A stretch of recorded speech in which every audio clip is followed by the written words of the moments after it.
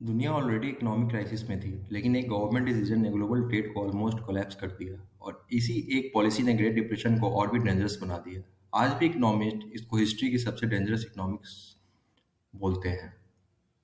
1920 को, ठीक है, अमेरिका में रोरिंग ट्वेंटीज कहा जाता है। Stock market boom, industrial production boom, consumption boom. America दुनिया की सबसे पावरफुल इकोनॉमी बन रहा था, लेकिन उसी साइनी ग्रोथ के पीछे एक साइलेंट क्राइसिस भी डेवलप हो रहा था।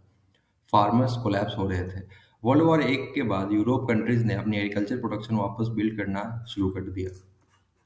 ठीक है, इसका मतलब अमेरिकन फार्मर्स का प्रोडक्शन या प्रोडक्ट की डिमांड सडनली गिर गई, प्राइस क्रैश होने लगे और फार्मर्स डेट ट्रैप में फंसने लगे। ठीक है, फार्मर्स ने गवर्नमेंट पर प्रेशर बनाना स्टार्ट किया। उनका डिमांड सिंपल था, फॉरेन गुड्स पर हेवी टैक्स लगाओ ताकि अमेरिकन प्रोडक्ट सेफ रहे। पॉलिटिशियंस को ये आइडिया काफ़ी एट्रैक्टिव लगा। ओके, क्योंकि इलेक्शन में रूरल वोट जो होते हैं ना, वो इम्पोर्टेंट होते हैं और यहीं से शुरू होता है स्मूथ हैवेली पॉलिसी की स्टोरी। स्मूथ हॉली टैरिफ एक्ट जो था 1930 में, यूएस कांग्रेस ने एक लॉ पास किया जिसका नाम था स्मूथ हॉली टैरिफ एक्ट। इस लॉ का मेन गोल था फॉरेन इंपोर्ट्स पर हैवी टैरिफ लगाना। टैरिफ का मतलब सिंपल है, इंपोर्टेड गुड्स पर एक्स्ट्रा टैक्स लग के आएगा ताकि इंपोर्टेड प्रोडक्ट महंगे हो जाए और लोकल प्रोडक्ट चीप हो जाए। इनिशियली ये पॉलिसी एग्रीकल्चर को प्रोटेक्ट करने के लिए बनी थी, लेकिन बाद में इसको इंडस्ट्रियल गुड्स पर भी अप्लाई कर दिया गया। इस पॉलिसी के अंदर अमेरिका ने 20,000 से ज़्यादा इंपोर्टेड गुड्स पर टैरिफ लगा दिया। ठीक है, एवरेज टैरिफ रेट क्या था? 40% से ज़्यादा। हिस्ट्री में इतना एग्रेसिव प्रोटेक्शनिज्म रेयरली देखा गया है। इकोनॉमी का एक गोल्डन रूल होता है, ट्रेड एक टू वे स्ट्रीट होता है। अगर तुम दूसरे कंट्रीज के गुड्स पर टैक्स लगाते हो तो दूसरे कंट्रीज भी तुम्हारे गुड्स पर टैक्स लगाएंगे, जैसा अभी अमेरिका के साथ हो रहा है। और एग्जैक्टली यही हुआ। कनाडा, यूरोप, लैटिन अमेरिका सब ने रिटेलिएशन किया। ठीक है, अमेरिकन एक्सपोर्ट पर भी हैवी टैरिफ लगाया गया। 1930 से 34 के बीच ग्लोबल ट्रेड नियरली 65% कोलैप्स हो गया। फैक्ट्रीज बंद होने लगी, जॉब डिसअपियर होने लगे, बिजनेस बैंकरप्ट होने लगे और ग्रेट डिप्रेशन और भी डिपेंड हो गई। ओके, इस पॉलिसी का इफेक्ट सिर्फ इकोनॉमी पर नहीं, लोगों की लाइफ पर भी पड़ा। फार्मर्स जो ऑलरेडी स्ट्रगल कर रहे थे, उनकी एक्सपोर्ट मार्केट कंप्लीटली बंद हो गई। इंडस्ट्रियल वर्कर्स ने जॉब लूज की, अनएम्प्लॉयमेंट स्काईरॉकेट हो गया। अमेरिका में जो अनएम्प्लॉयमेंट था 25% तक पहुंच गया।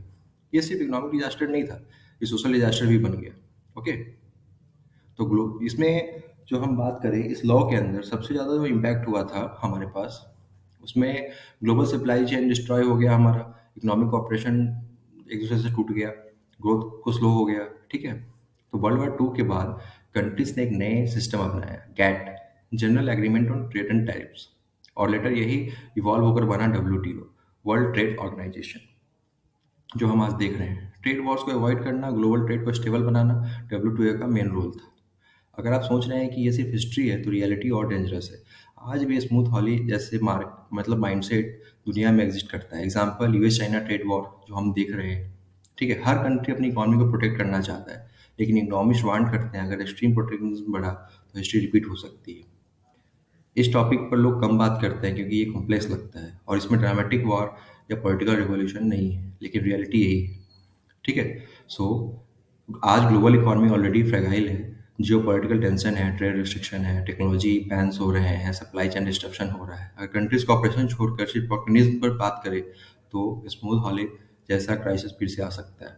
ओके, सो हिस्ट्री सिर्फ स्टोरीज नहीं होती, हिस्ट्री वार्निंग होती है।